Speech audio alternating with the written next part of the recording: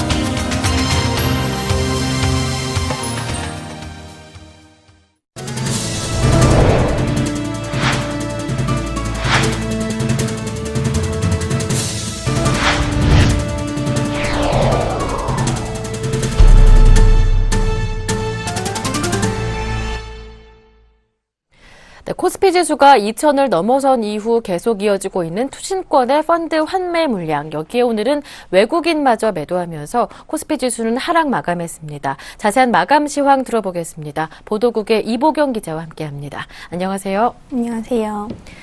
4월의 첫 번째 거래일이었는데요. 아쉽게도 코스피는 하락했다죠? 네, 그렇습니다.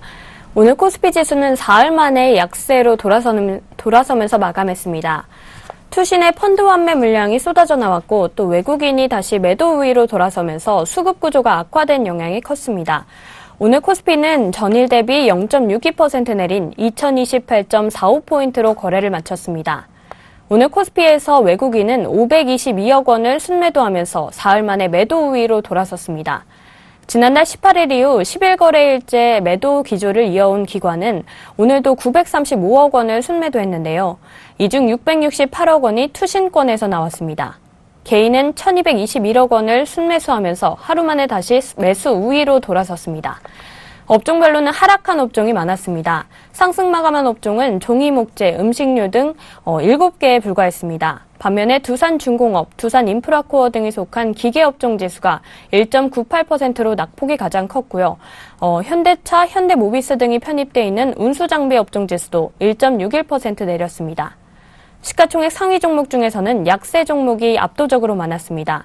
오늘 코스피 시총 상위 30개 종목 중에 주가가 오른 종목은 SK텔레콤 등 6개에 불과했습니다. 삼성전자가 막판에 낙폭을 키우면서 1.25% 하락 마감했고요. 현대차의 낙폭도 2.67%에 달했습니다. 또 제일모직, 기아차 등이 2에서 3%대 낙폭을 기록했습니다. 네, 코스닥은 장중에 상승 전환하기도 하면서 이 코스피에 비해서는 상대적으로 견조한 모습을 보여줬었는데요. 아깝게도 이 상승 흐름을 유지하지는 못했지만 그래도 650은 지켰다죠. 네, 그렇습니다. 오늘 코스피가 상대적으로 큰 낙폭을 보인 데 반면에서 코스닥의 경우에는 650선 상단을 지켜낸 데 성공했습니다. 오늘 코스닥은 전일 대비 0.04% 내린 650.23포인트를 기록했습니다. 외국인과 기관이 각각 148억 원, 172억 원의 매물을 내놨지만 개인이 381억 원을 순매수하면서 지수 하락을 방어하는 모습이었습니다. 오늘 원달러 환율은 전일 대비 7원 10전 내린 1,102원 40전에 거래를 마쳤습니다. 네. 안 그래도 주가가 계속 하락하고 있는 포스코 또 다른 악재가 겹쳤습니다. 워렌 버핏이 지난해 이미 지분을 전량 매각했다는 소식이 뒤늦게 전해지면서 또다시 하락했다고 하는데요. 반면에 화장품주는 연일 강세였다고요. 네, 그렇습니다. 최근에 포스코가 검찰 압수수색 소식이 들려오면서 하락하는 모습을 보였는데요. 오늘은 또 워렌 버핏의 지분 매각 소식까지 전해지면서 52주 신저가를 기록했습니다. 오늘 포스코는 2.66% 하락한 23만 8천 원으로 거래를 마쳤는데요. 워렌 버핏 회장이 이끌고 있는 버크셔 해서웨이가 지난해 2분기에 포스코 주식 4.5%, 약 395만 주를 전량 매각한 것으로 알려지면서 하락한 것입니다. 지난 수년간 세계 철강 경기가 부진한 모습을 보였고 또 포스코의 실적마저 주춤하자 포스코의 성장성에 한계를 느끼고 매도한 것으로 풀이됩니다. 또 반면에 화장품 관련주들은 일제히 급등세를 보였습니다. 중국인 수요가 더욱 증가하면서 화장품 업체들의 실적 개선으로 이어진다는 증권사 분석이 나왔었는데요. 그런 영향으로 오늘 한국 화장품과 코리아나가 상한가를 기록했고요. 또 에이블 CNC가 11% 급등하는 모습을 보였습니다. 이외에도 한국 콜마가 4.5% 상승하면서 마감했습니다. 네, 말씀 잘 들었습니다. 지금까지 보도국의 이보경 기자와 함께했습니다. 고맙습니다. 고맙습니다.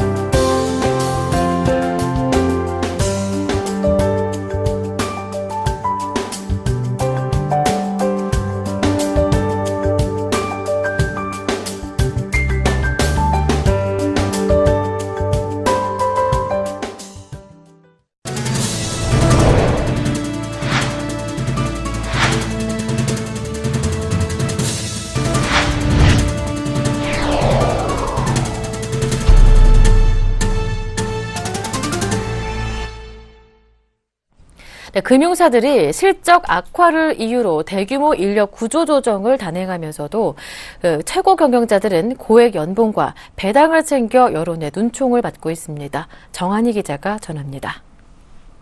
지난해 영업점 56곳을 폐쇄하고 전 직원의 15%에 달하는 650명을 희망퇴직으로 내보낸 시티은행은 역대 최대 수준인 2,100억 원의 배당금과 해외 용역비를 미국 본사로 보냈습니다.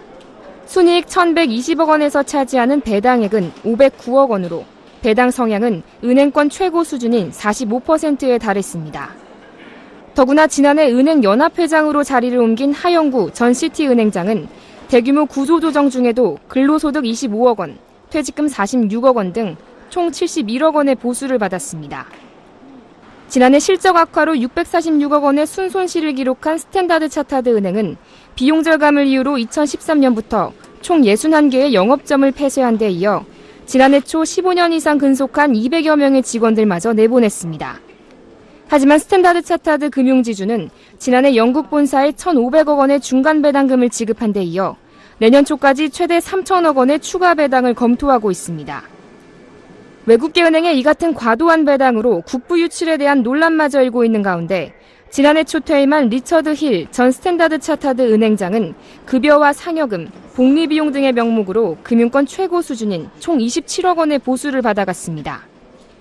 국내 금융사도 이 속 챙기기에는 예외가 없었습니다. 동부화재의 경우 순이익이 지난해 3% 늘어나는 데 그쳤으나 배당은 45%나 급증했습니다. 그 결과 김준기 동부그룹 회장 일가는 2013년보다 95억 원이 많은 267억 원을 배당금으로 받았습니다. 동부그룹이 경영 실패로 구조조정에 직면한 2010년부터 지난해까지 김 회장 일가가 동부그룹에서 거둬들인 배당금은 총 1,255억 원에 달합니다. 김정태 하나금융 회장은 론스타의 고배당 정책으로 투자를 제대로 하지 못해 외환은행의 실적이 악화됐다며 고배당 정책을 비난했지만 하나금융지주는 외환은행의 순이익 3,651억 원 중 40%인 1,464억 원을 배당으로 가져가 버리는 모순적인 행태를 보였습니다. 대규모 손실이 나고 인력 구조 조정을 단행하면서도 배당은 늘리고 고액 연봉을 챙기는 금융사 경영진들의 염치 없는 행태가 도마에 오르면서 성과와 무관한 배당 잔치에 대한 감독이 필요하다는 목소리가 높아지고 있습니다. 서울경제TV 정한입니다. 삼성중공업이 21,100TEU급 컨테이너선을 수주하면서 세계 최대 컨테이너선 수주 기록을 한 달 만에 갈아치웠습니다. 1TEU는 20피트 길이의 컨테이너 1개를 의미합니다.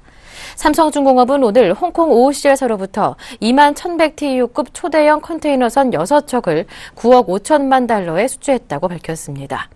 한화로는 1조 515억 원 규모입니다. 지난달 2일 일본 MO에서로부터 2만 100TEU급 컨테이너선 4척을 수주한 지 불과 한 달 만에 다시 기록을 경신한 것입니다.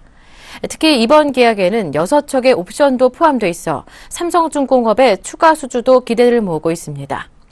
이번에 수주한 선박은 길이 400m, 폭 58.8m 규모로 삼성중공업이 앞서 수주한 2만 100TEU급 선박과 동일합니다. 하지만 선상에 컨테이너 한 단을 추가로 적재하도록 설계함으로써 20피트 길이 컨테이너 1000개를 더 실을 수 있게 됐습니다. 이번 수주를 포함해 삼성중공업은 1분기에 컨테이너선 10척, 유조선 6척, LNG선 2척 등 약 23억 달러의 수주 실적을 기록하게 됐습니다.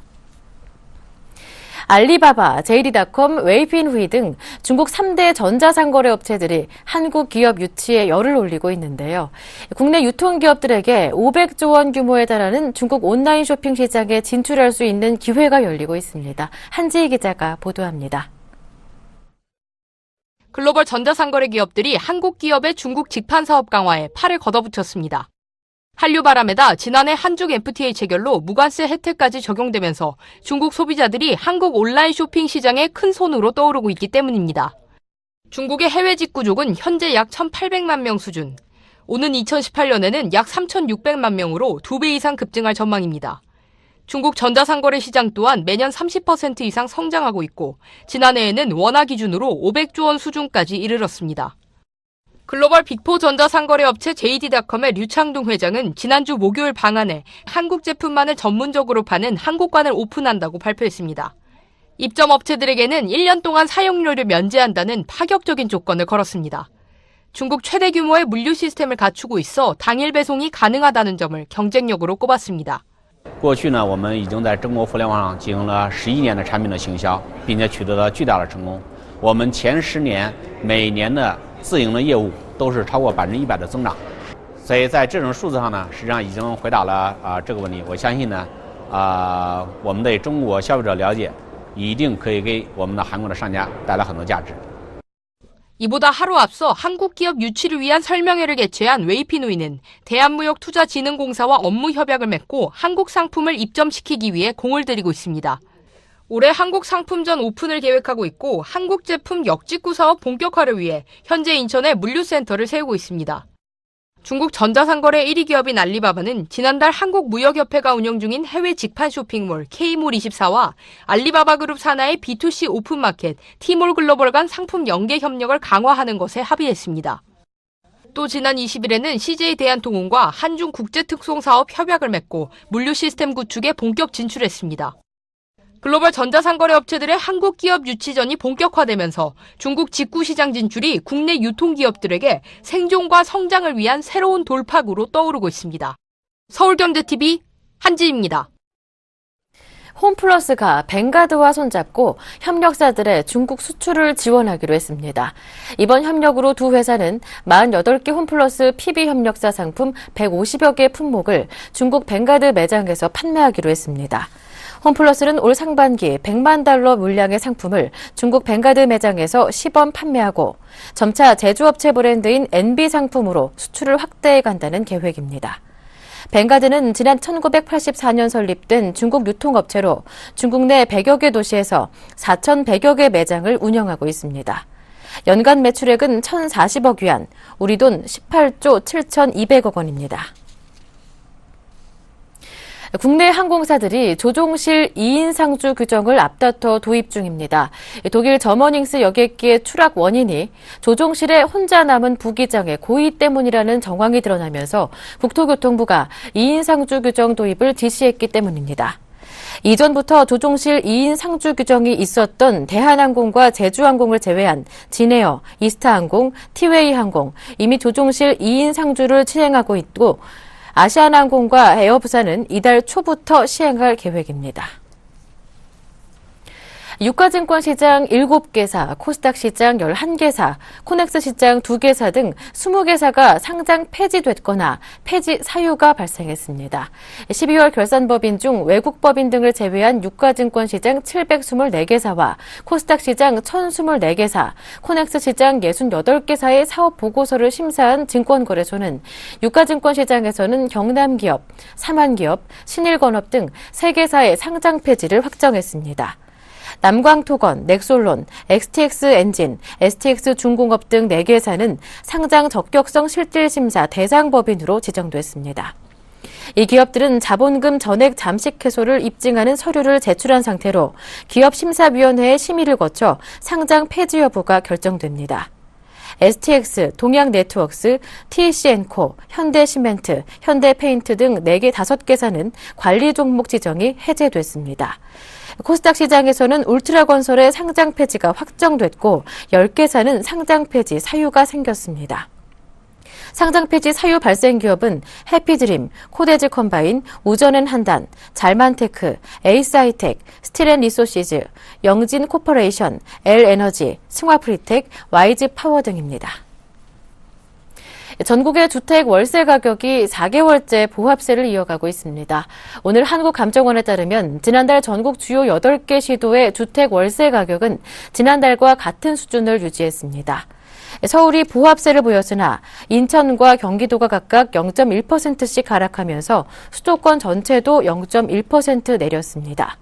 전세를 월세로 돌리는 집주인이 늘면서 월세 가격이 전반적으로 약 보합세를 유지하고 있는 것입니다.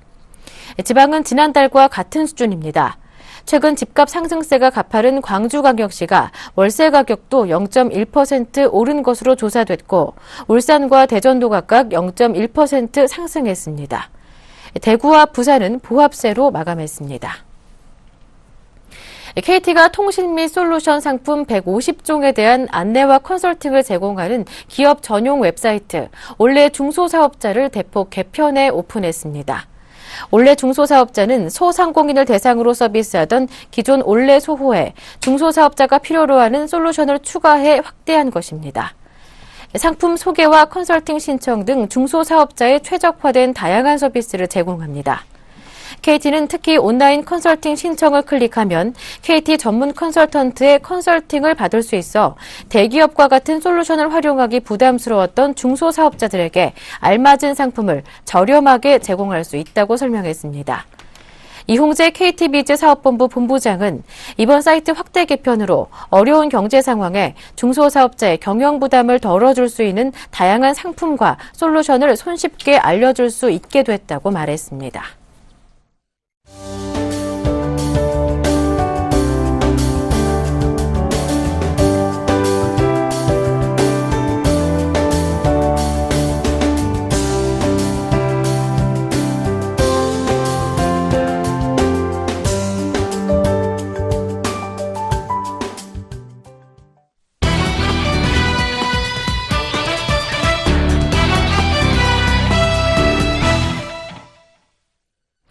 국내 최대 자동차 전시회 서울모터쇼 2015의 개막이 코앞으로 다가왔습니다.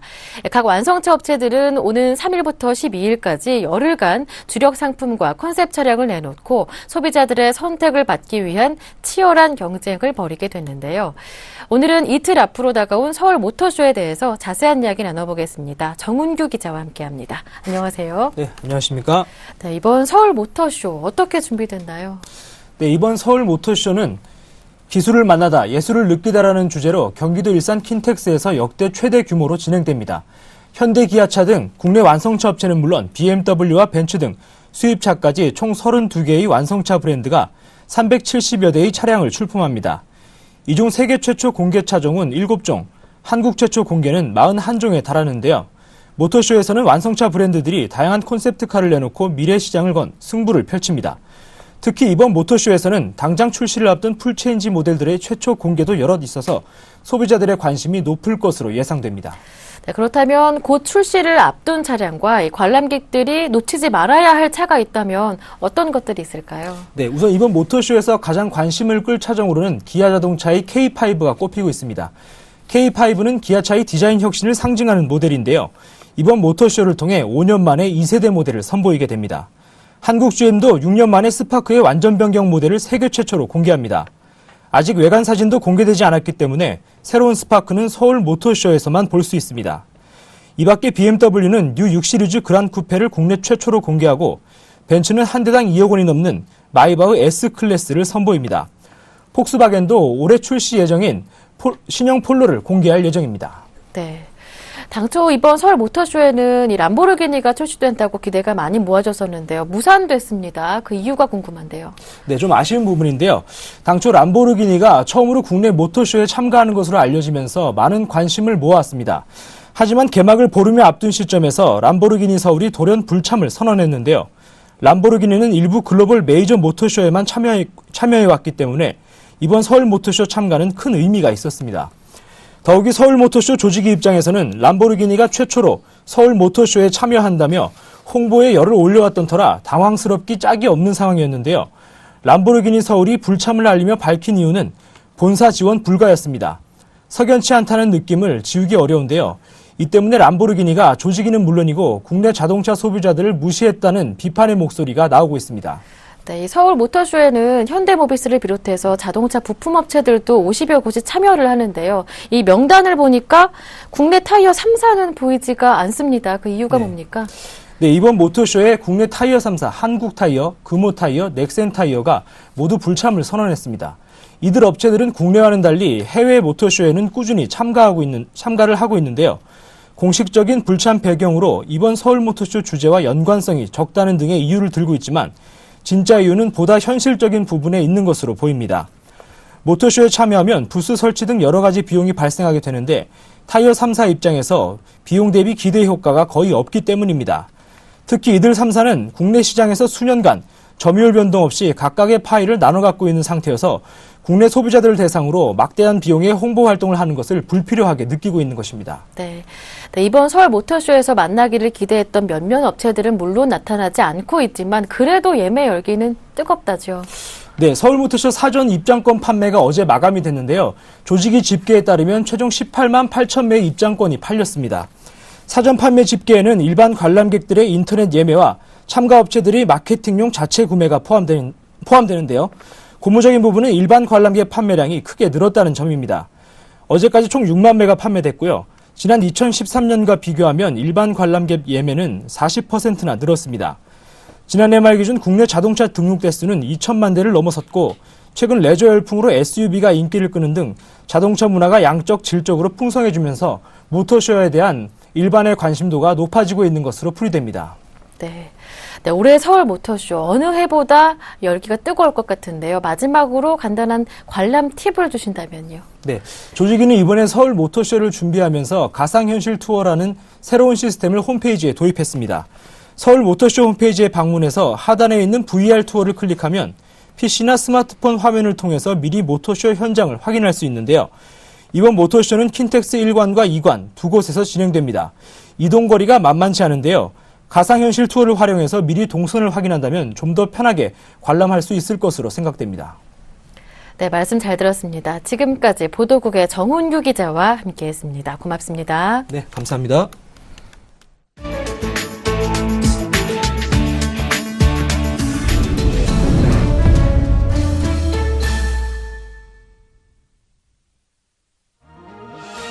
제프리 레커 리치먼드 미국 연방준비은행장이 현지 시각으로 어제 오는 6월에 금리를 올리기 시작해야 할 근거가 충분하다고 말했습니다.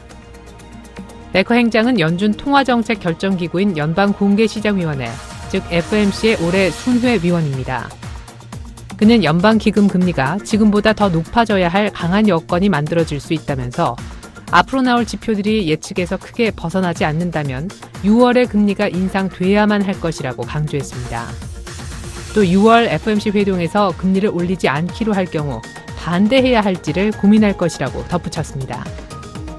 레커 행장은 일단 금리가 인상된 후 추가 조치는 그때그때 지표에 따라 결정해야겠지만 시장이 예상하는 것보다 더 빠르게 긴축이 필요해질 수 있다고 지적했습니다. 그는 미국의 경제 성장률이 올해 2.5%에서 최대 3%에 달할 것으로 관측했습니다. 이는 1월에 전망했던 2.25%를 웃도는 수준으로 현재 미국의 경기 회복세에 대한 긍정적인 견해를 내비친 것입니다. 신흥경제국의 외환 보유액이 20년 만에 처음으로 감소세로 돌아섰습니다. 국제통화기금, 즉 IMF는 어제 신흥국과 개발도상국의 전체 외환 보유액이 지난해 7조 7,400억 달러로 전년보다 1,000억 달러 이상 감소했다고 밝혔습니다. IMF가 1995년 자료 집계를 시작한 이후 연간 기준으로 신흥경제국들의 외환 보유액이 감소한 것은 이번이 처음입니다. 신흥경제국들의 외환 보유액이 가장 많았을 때는 지난해 2분기 말 8조 600억 달러였습니다. 파이낸셜 타임스가 신흥국 이코노미스트를 대상으로 한 관련 조사에서는 10명 중 9명이 신흥국의 외환 보유 수준이 이미 정점을 지났으며 향후 수개월간 계속 감소할 것이라고 전망했습니다. 이어 이들은 신흥국들이 미국과 유럽 채권에 매입할 수 있는 여력이 줄어들어 세계 경제에 타격이 될 수 있다고 지적했습니다.